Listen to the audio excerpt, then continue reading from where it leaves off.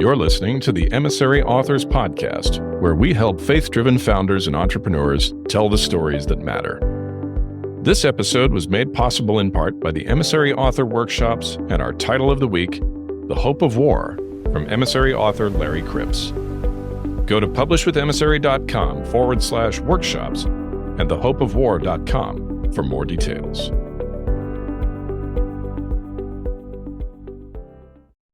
Welcome to another episode of the Emissary Authors Podcast, where we help faith-driven founders, executives, and entrepreneurs tell the stories that matter.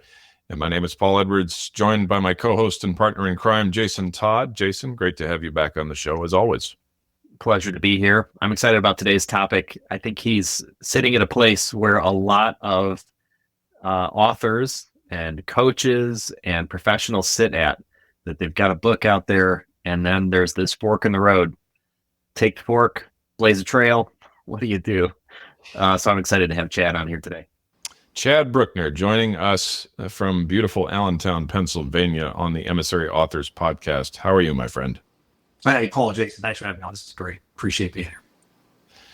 Thanks for joining us. And you are at an interesting crux. And in the pre-interview chat, we were back and forth a little bit on how exactly did we want to talk about this? And Jason suggested this.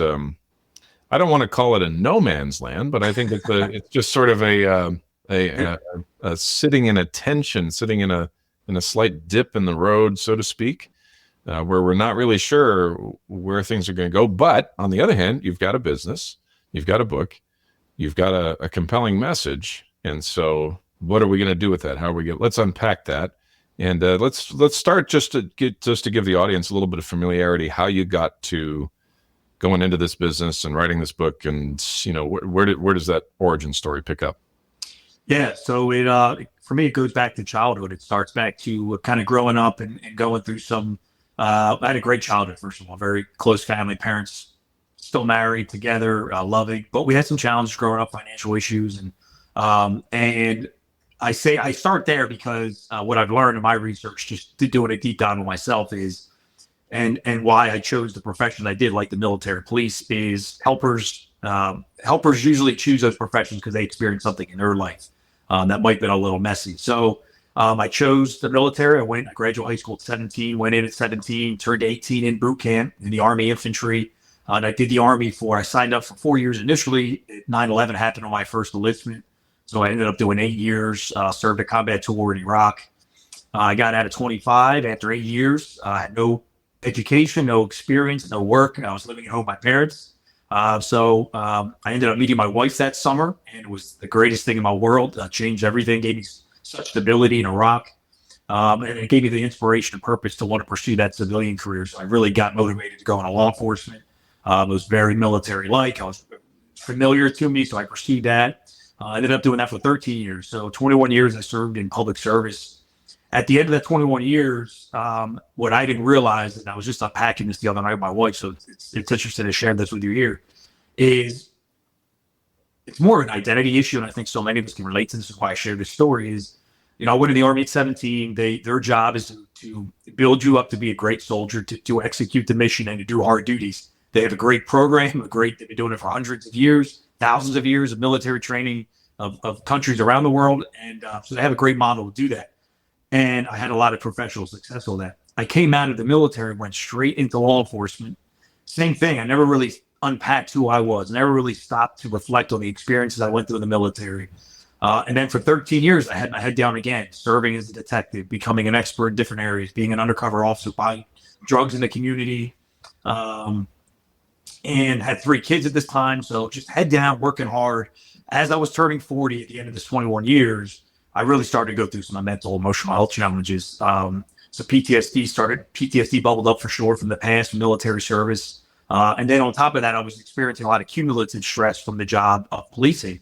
And when I added that all together, it just made for an emotional mess. So it was a hodgepodge of emotions at the end. So what I ended up doing is I decided to retire early from law enforcement. I went into entrepreneurship. I now have 2 small businesses. One's a private investigation firm. One is a coaching and speaking company. Also an author. I wrote the book through that company. And for the last 36 months in the wilderness of business, I've just been meeting people, experiencing things, trying to direct from a fire hose and learn as much as I can. So one of the neat things was last year I ended up writing a book, something I never planned on doing. And it was really part of my healing as I started to heal, really come out of all this time of my life of not really knowing who I was, always being so mission ready that I never had time for me. I never made self-care for me as the person, as the individual, until I was in a situation where it was all I had to be selfish and focus on my self-care. And as I started to do that, all these thoughts and all these lessons and all these learnings that I have experienced in my life, now I wasn't bogged down with all this emotional mess, and they just started pouring out of me, started flowing out of me. I was always a big writer anyway. I've been journaling since the 6th grade. I mean, I journaled through middle school, through high school, through military service, police service, getting married, having kids, the fertility issues we had, PTSD. Man, it's amazing, this journal I have. And so it was always in there, but I never knew, that it was anything more than that. So as I started to get clear and really put my thoughts down on paper, I realized, I wrote the book in 4 months. I was up till 4 a.m. every night. In February of 23, I didn't want to write a book. I began in March of 23, and in July of 23, I finished the book.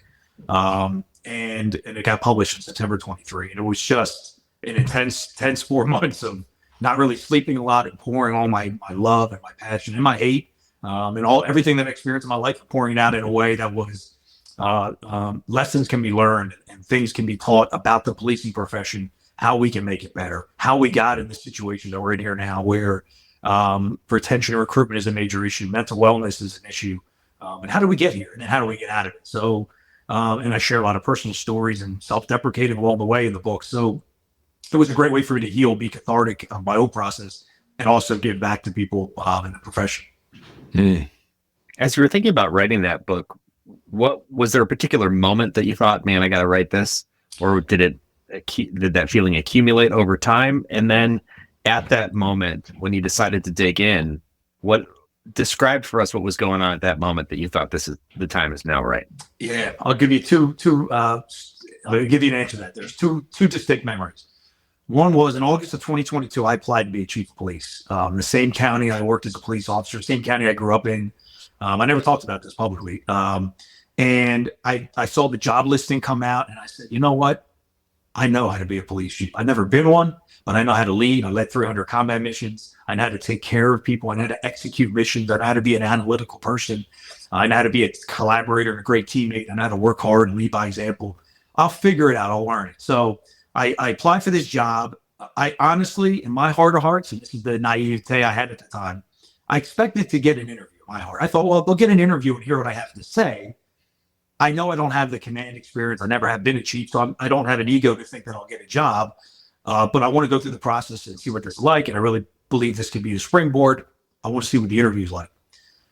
Not only did I not get an interview, and in hindsight, I'm not upset about it because I understand why it happened. But in the moment, I didn't get an interview. No, they didn't make any notice to me, or they didn't send any emails, no notification whatsoever. Until 2 weeks later, I have to send an email. Now it's kind of sheepishly acknowledging in my heart that I probably didn't want to acknowledge that they already moved on, like they already had a process. But I needed that closure. Like, I haven't heard back from anyone. I sent an email, and the recruiter sends back in an awkward email trying to be respectful. Like, I'm sorry, we're already knee deep in the process. Like, you were never, you were never selected for the first round of interviews. And I remember the rejection I felt of my thoughts and my feelings cannot be heard. They will not be heard. The belief I had to lead, the experiences I've had, the lessons I've learned, the fallings I've had, what I learned from those, the great successes I've had, and what I learned from that. I need people to hear that. And if you're not going to hear me and give me an opportunity, I'll never get that kind of job. And that sat in me from August 22 till February 23. Then in February 23, I'm in Certified Recovery Specialist training in Pennsylvania, CRS. And we coach people through the recovery. So early, maybe they're just getting out of jail, or they need that peer support, that trained, certified person that has been through it. Now they have the education and certification to back them up to walk you through the process. It's very empowering. I'm in this training, and I'm sitting in the front row, and there's probably 15 of us in the training. Everyone's talking about their recovery journey, their experience in addiction.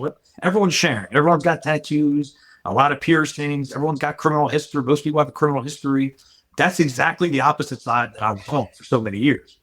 And as I sit in the front row, actively listening to everybody's story, almost everybody shared had an element of the criminal justice system or police. I mean, saying those words in their story. And every time they said it, I would slink down in my chair more and more. I was just so much was hitting me at that time that I had to excuse myself. I went in the hallway and I was crying. I was emotional. And one of the girls followed me out. And she's like, "Are you all right?" I said, "This is heavy, man. Everyone's going around sharing. It has nothing to do with me, but I'm having a lot of awareness and awakening that's happening to me in real time. So it has nothing to do with you guys. I'm sorry, but she's like, well, sure, tell me a little about this." I share this with her, and she's passing in the back. She goes, "Well, you didn't do anything to us." And it was a lesson for me. And I said, "You know what? I didn't. You're right. So how can I help if I can't have a voice, if I can't get a chance to read?" And being a little dramatic, I applied to one job. I didn't hear back. Big deal. Keep applying. There was so much going on in my soul at that time. So that really was it. When I sat there in that training and finished that recovery specialist training, all that stuff kind of hit me. And I said, you know what? I'm going to write a book. You don't have to tell me no there. Nobody can deny me or reject me there. I'm going to write a book. I'm going to tell my story. I'm going to put out truths. I'm going to put out a lot of hard lessons that I experienced. If I did wrong, I'll share that too if it fits in the story. But I really want to give value that's going to add to the profession that, later on that they can read not only today, but for the next batch of chiefs, the next generation of chiefs, that they can read this book and have a really good understanding of how to lead, why it's important to lead, what's going to happen if you don't, or what are some of the pitfalls if you don't lead effectively. And then I ended with, an inspirational, the last chapters, really inspirational chapter on family and relationships and how we weather storms by people close to our life. And that was it. It was, I didn't want to do it. And then those two events just, it kind of ripped open a wound in my heart, I believe. So as you were going through this process, it seems for yourself, what changes did you experience as you, from perhaps the beginning of that process, in the meetings and then deciding, hey, I'm going to go ahead and write this book, to then getting it published? How did this affect you? It was hard because as I was writing the book, once I'm a passionate person. I had ADHD, so I can lock in on one thing big time and crush that thing. Now I'll tune everything else out, and things in my life will suffer, or fall apart, or go be deficient. So I have to be mindful of that. So 4 months I didn't really do much of anything but write that book. And what happened is, what I didn't expect is that I started to really write and become so intentional with it. It really ripped open a lot of wounds for me that I never addressed, that I never dealt with and never faced, which I'm grateful for. My childhood being one of them. I had shame to admit that parts of my childhood were not favorable, because I have a great family. I love my family to death. I don't want my parents to think they did a bad job. They did a great job. They did as best as they could do.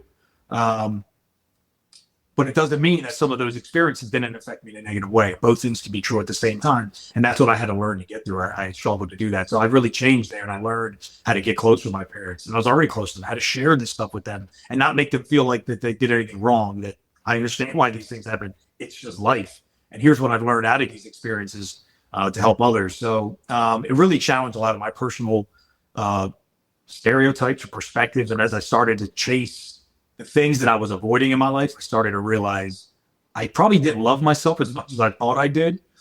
It was some of that false love. And then as I really started to desire to love myself in an authentic way, that process is a derivative process, which I have now done and I'm doing now from my book. It really probably wouldn't have started unless I wrote that book, because when I was making social media posts at that time, I was very active on LinkedIn. I think it's easy for any of us but I was doing it to, you share that good stuff. You share the lessons, you share the experiences. And even though you want to share self-deprecating things and negative things, you want to do it in a way that helps people learn on social media, not you're just blah, blah, blah, blah, blah, and I'm a victim, look at me. I don't want that. I want to help people engage, but I don't want you to make it about me. So the book gave me the first opportunity in my entire life, other than journaling. And journaling is a private thing. So it's actually the first time in my life to be public with who I am as a person, like for me. Not that anybody cares about me. I'm not famous or anything, but it was almost like a way for me to give permission to myself to say, hey, man, you've been through a lot. Starting as a kid, all through your adult. You're not a perfect person. You made mistakes. This is who you are. Stand up, be tall, freaking love yourself, because people around you love you. So if they love you, you got to love yourself too. So there was a lot of deep stuff that I was working with at that time that I thought I loved myself. I thought I cared about myself. And as I really started digging into that shadow work, I realized there was a lot of work to do. So not for the book, I wouldn't have done it. So I'm grateful for that. So fast forward then today, you have a book. You have coaching practice. What is life like now, and how does the book fit into this? Yeah, life is interesting now. It's one of the journeys for this whole process, including the book, was making my relationship with my wife as best as I could make it. When I went into business 3 years ago, I did not realize. I didn't realize how much work business was, entrepreneurship. I just didn't know. I didn't have that experience. I should have had that experience with my dad's a business owner, but I never really watched him. I never studied him, and because I was doing my own thing. So when I was in government, my whole life, you got paid every 2 weeks. So now I'm in business. You're not getting paid every 2 weeks. You're getting paid based on what you service and products you provide. And having ADHD and realizing the only way to really make this successful is I have to double down. I got to pour all my love and energy into this to make it work for my family. I have 3 kids. Doing that, it's easy to get distracted from the people that you love the most. And I did that with my wife. So it's been an amazing journey for my wife and I to reconnect with each other on a much deeper level. We've actually reconnected in the last, I'd even say 2-3 months that we're really focused on right now.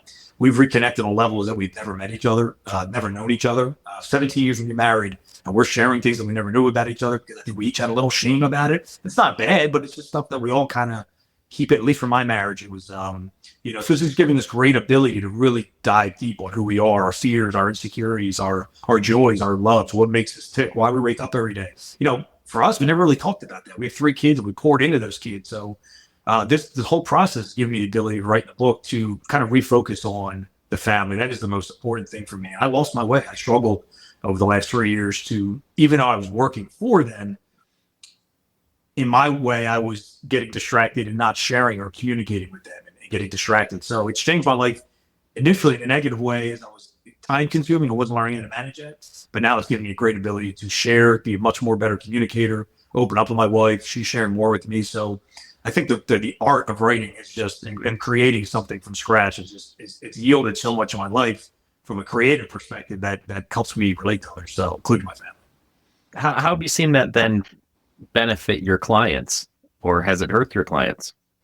I think it's benefited them tremendously. Every time I work with a client, I do like an after action review, and I just finished 2 clients, and we do a review, and the feedback is so amazing. So I'm glad, because I focus when I'm doing the coaching. I get so into it. I get so into the process. And I'm looking here now. I have all my spreadsheets. I have my assessments I do on my clients. And this is my little haven here. So I get so into it and I'm so focused on them and their outcomes and their performance that, yeah, I do sometimes like, hey, what is this effective for you, or is it not effective? So it's great to get that feedback, and it's always very positive. It's like, you meet me where I'm at. You really listen to what I'm going through, and even though you might have a plan for what you want to do for the session, sometimes you'll scrap it because of what I'm going through. You're listening, and I'll see you change that, and in real time, you made a pivot, and we're now focused on this whole hour session. We're dealing with digging into this one thing that I know you probably had a plan for this whole session. I'm like, yeah, you're right. And I pivoted, and that's what you needed at that moment. So it's things like that I hear from clients that really make me realize that, that there is power in this space. There's power for helping others if we can actively listen to feedback and make the changes we need to make. Yeah. That's good confirmation that the journey of writing a book is if people are willing to go through it, is a process of refining oneself to be introspective enough to know what belongs in the future and what needs to be left at the trailhead as you go out. And then I do hear then how the process of journaling, come book, helped you clarify what you needed to do, which then helped you clarify or see perhaps in your clients how they could maybe overcome some of their obstacles. Is that the path that I'm hearing? Yeah, definitely. That is kind of my mode. Is like I have been through a lot of lived experiences. So part of my coaching, I share that is I don't make it about me at all. It's about the client. However, I do share strategically throughout the process of working with somebody. And I am strategic about this, when to throw out stories, experiences that can really help them understand, hey, I have been where you're at. Or I haven't been exactly where you're at, but I know that feeling, that emotion you have. And here's why I know that feeling, because of X. And I share something small. And it's a great way to connect and build that familiarity and that trust of like, oh, this isn't just somebody that's telling me what to do. It's they've been through it. And now I make it back about them. And here's the lessons that we learned. Here's what I'd like for you to try. And I ask a lot of questions. How would this work for you? What would this look like if you tried this in your life? What would your career look like if you pivoted and did this one thing that you're thinking of doing? I just ask a lot of questions, collaborate with them. And it always creates this amazing synergy where they're like, I'm pretty good. I can coach myself. And I'm like, that's the whole point. We all have the skills in us. We all have the knowledge. It's just sometimes we need that person to bounce it off of, collaborate with. People who ask strategic questions are present. They're active listeners. They know what they're talking about in the sense of human development. And we don't have to, what I learned is coaches don't have to know everything about everything. The industries I'm coaching, I have no idea about that. I learn by asking questions, but the biggest thing is the human part. The human whole heart is relatable to everybody, no matter the gender, the age, the race. We can relate to emotions. We can relate to experiences that cause negative emotions. So learning and sharing some of those in a way to relate to them and apply it to their journey and experiences is, I think it's an important part of my program. I think I heard at one point in time that the difference between coaching and mentoring is that mentoring assumes that there is a way and the mentor knows the way to go. Whereas coaching assumes that the individual knows the answer's within them, and they don't yet have the ability to ask the questions to get the answer out, which then, the coach understands what questions to ask based on not only perhaps some specific technical training, but also some lived experience. Paul and I were talking about this earlier, that, in a relationship, the difference, I look at experience kind of like this, in a marriage relationship. When you're married 2 or 3 years as a guy, I'm speaking specifically from the guy's perspective, you're married a couple of years, you don't know what not to say, right? There are all sorts of things you could say, but you don't know when not to say it.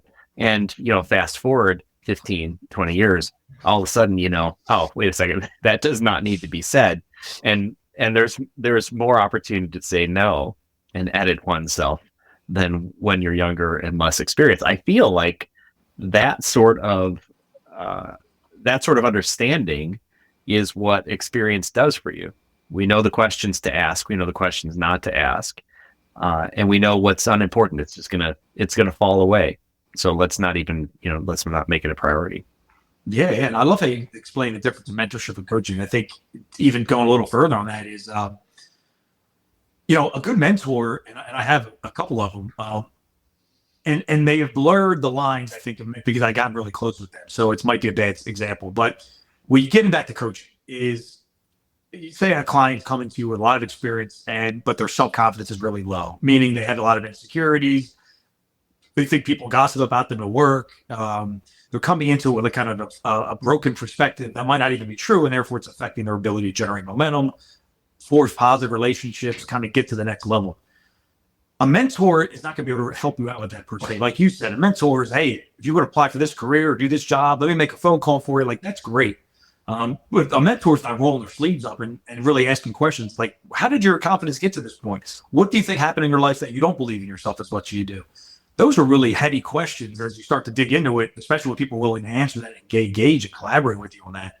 I've just seen a lot of people stopping and it gets uncomfortable. I love that. Like, that's where I go further. Tell me more. Because I've learned in my own life, when I go deep and deep and deep, that's when I start to really make headway. And that's what I think a good coach does is ask a lot of questions. And Jake, you hit it right, is trial and error. I've taken so many risks, so many attempts. Sometimes they work, sometimes they haven't. But that courage to try that is always, I think, what leads us to great achievements or great accomplishments for ourselves and our families. So it's the courage to want to say, I don't know if I can do this, but I want to do it. Or I don't know if I'm going to be skilled at this, but I have a passion in it. So I'm going to try it and do it. And that was, I think, what a good coach can do is help bring the fear, lower the fear in people and empower them to do a little bit more than they're doing without any expectation that they're going to be successful at it. Does that make sense? Do more, talk less fear, lower expectations. And you'd be surprised what will happen if we do it that way. I was as I've sat here and listened to all of this, which has been illuminating on many levels. I was thinking about a few things that sort of, my head is kind of like a pinball machine. So you say one thing and it bounces off a wall and it connects to another thing and then connects to another thing. And pretty soon I've got a whole sort of narrative going along there.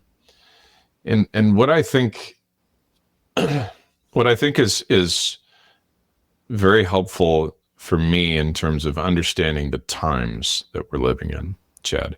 And I don't know that this is unique to our era. It's just unique to us because we're living through it. But you and I, in fact, not just you and I, but military and law enforcement does this in a way that few other occupations do. You and I got used to operating at an abnormal level. Just abnormal. Just like, who does stuff like that? Who deals with situations like that day in and day out for a living? Most people might see it once or twice, but you and I got paid to do it. Sometimes, in the military context, you go do a deployment overseas, you'd be there for 12 months straight. It can become a lifestyle for you. Mm-hmm. And I got to thinking, it's funny how, when you went for the promotion, it's funny how much and how little careers like military and law enforcement prepare you for, right? You're like, I've led people, I've been in combat, I've done this, I've taken ownership, I've taken responsibility, I've backwards planned, I know how to make stuff happen. Yeah, you do. And then there's all this other stuff that you have no clue how that happens in the civilian world. Mm-hmm. And when I came out, my dreams got shattered and I ended up having to, take a job selling insurance. And insurance, I had no family history of insurance. I didn't have an insurance agent father. I didn't know anything about it. I didn't want to know anything about it.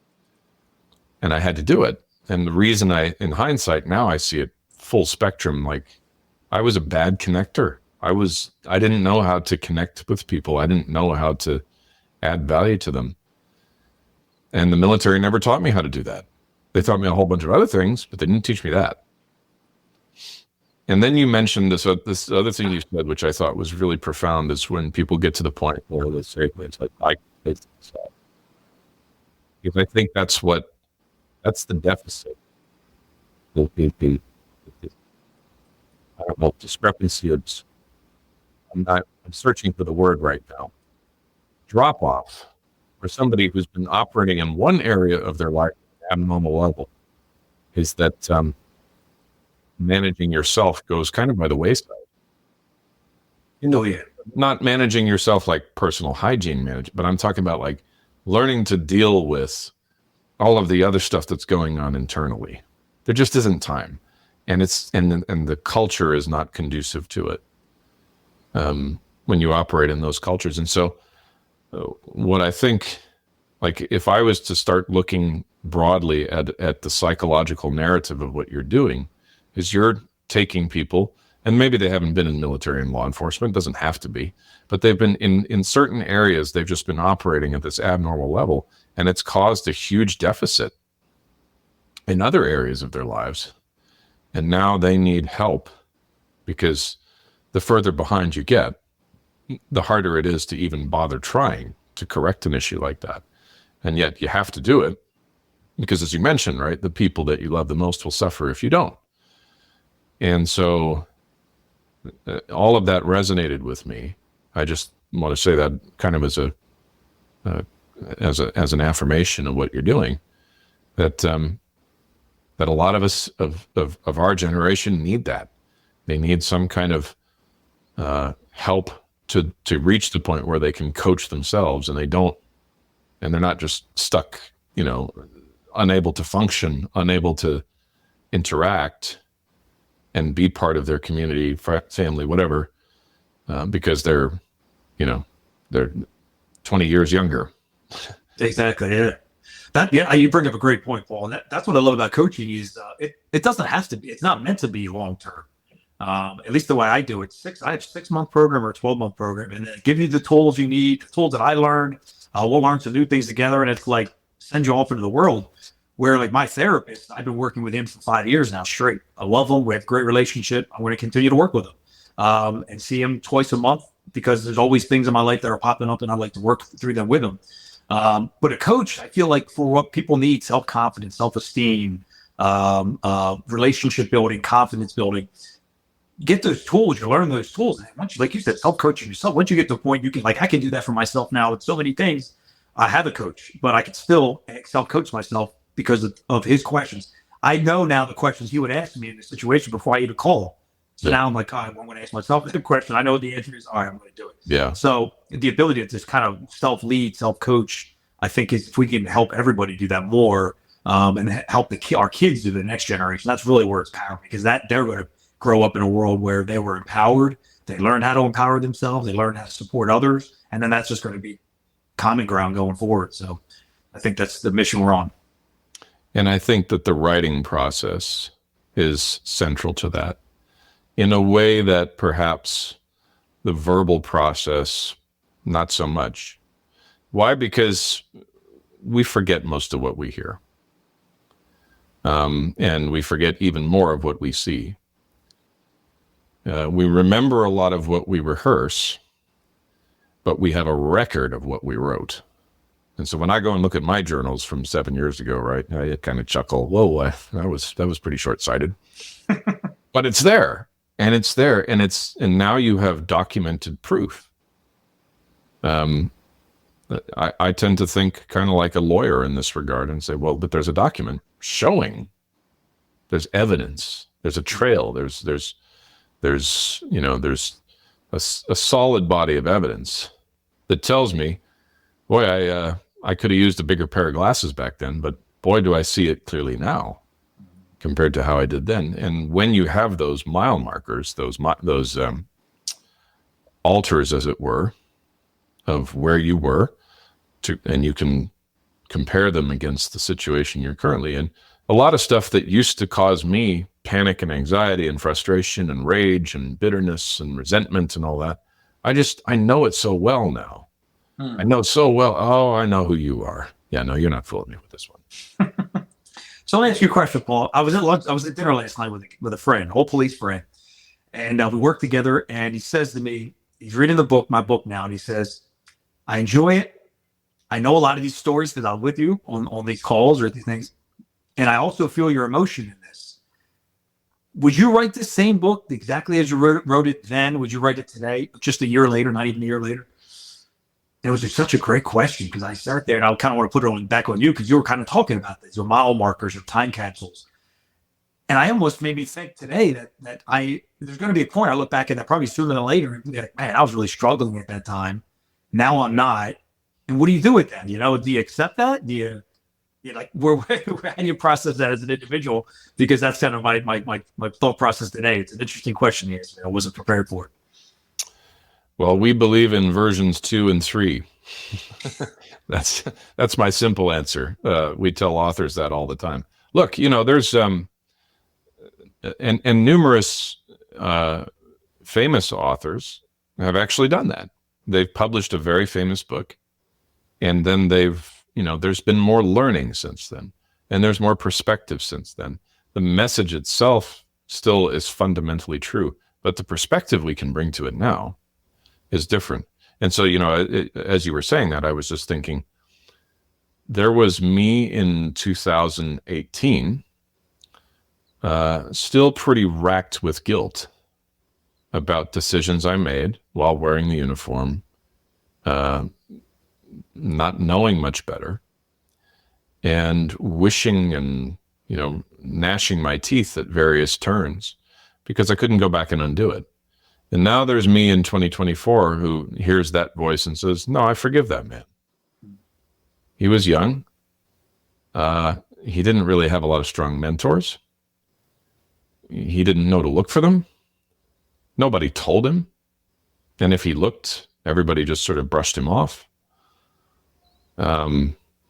If God wanted that young man to have that strong of a presence in his life, he would have provided him with one. And he didn't.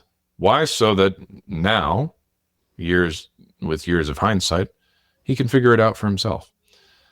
not trying to excuse the pain I caused or the damage I did to myself, but just to acknowledge, because I am fully familiar with the extent of it, I can now be the presence that I never had to a younger person who's battling with the same thing.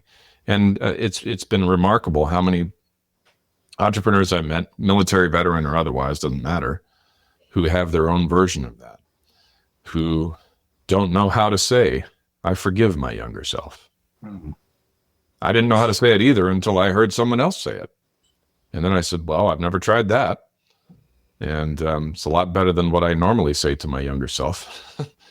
And then when I started saying it, I was just like, oh, when I use that action, the voice of accusation goes silent because it wants to deal strictly on a legality. And I'm saying, yeah, well, I've overruled the legality by forgiving the offense. Wow, that's powerful. I'm going to take a stab at that question. Woo. Yeah. Most people who take on math courses don't get to calculus because calculus sounds scary, right? And yet there's a principle in calculus for the derivative, the rate of change. And there are certain things that unless or until you look at the derivative of whatever measurement you're taking, until you look at the derivative, you don't understand what's going on. And, it's kind of like inflation today. Well, inflation is down. Okay. No, the rate of change is slowing, but it's not down. And the simpler mind would go, well, they said inflation is down. Or they'll look at it and go, well, there's still inflation. It's still more expensive. Yeah, but that doesn't tell you what is changing. It just gives you that snapshot in time. And it doesn't tell you the full story. If you were to look 5 years ago to today, you don't understand it until you look at the derivative, the rate of change. And I think that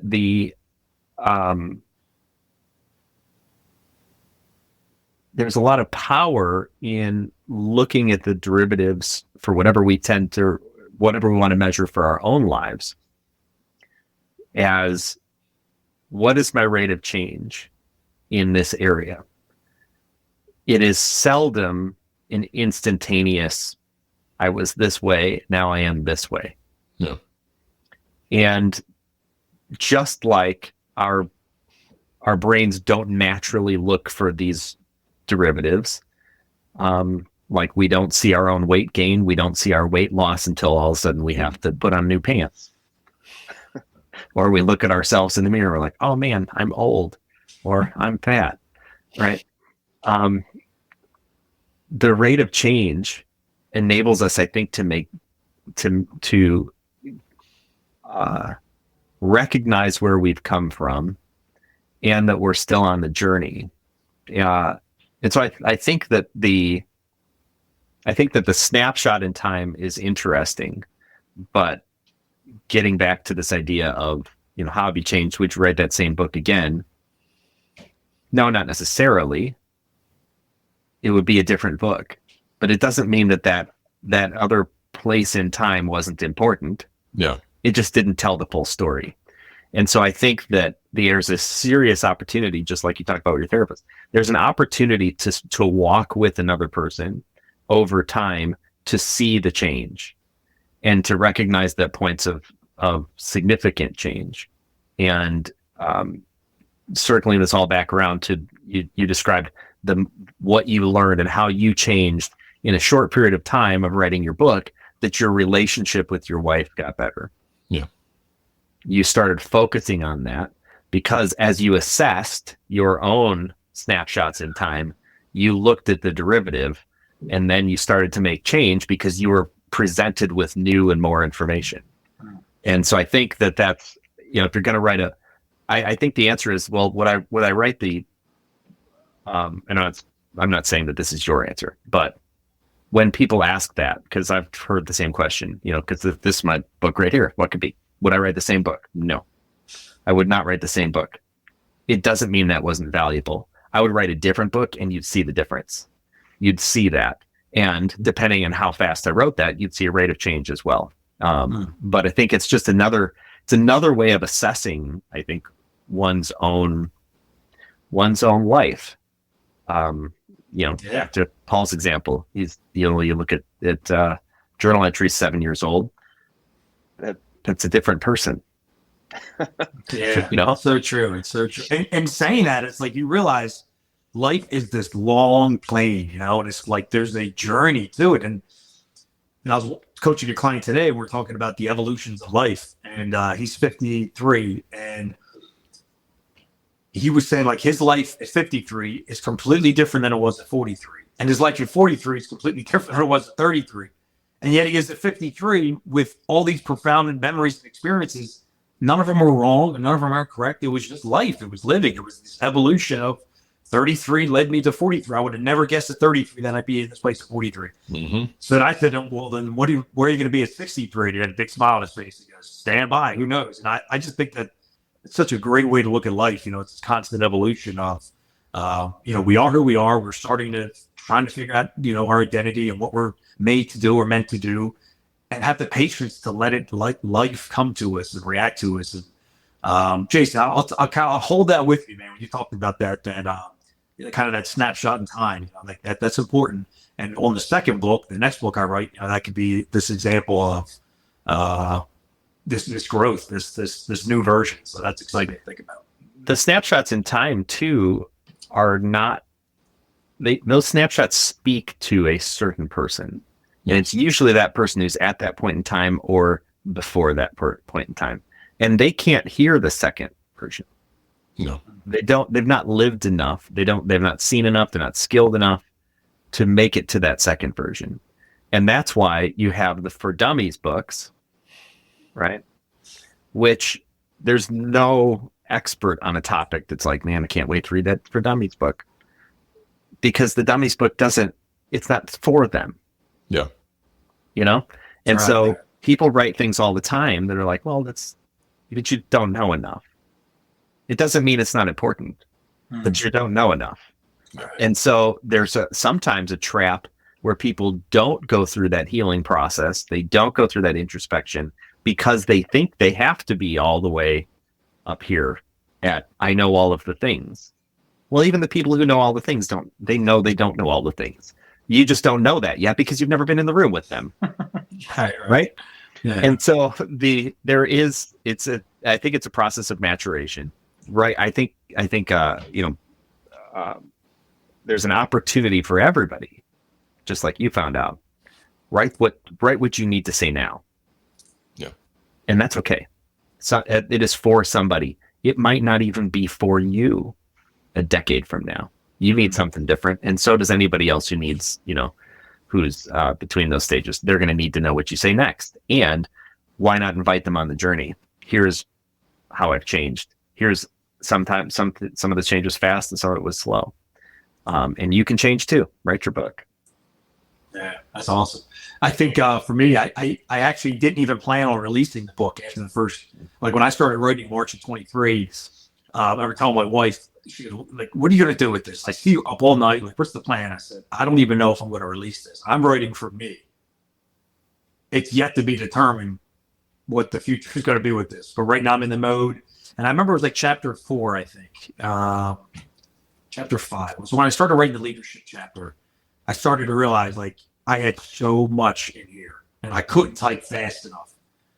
And I'm 5 chapters in and I'm like, oh, this is going to be released. It's like there was a time it just turned on me writing. I just remember it was like writing for me. It was cathartic. It was healing, and then it turned into, oh, I'm putting this thing out, man, because this is like thoughts and ideas. So I think you hit it right, man. I think that we all have these journeys, these creative journeys for whatever reason, and to not judge them or ridicule or criticize them. And I'm big on doing that with myself. So just kind of being, it is what it is. There's a maturation process to life and to living and to creating.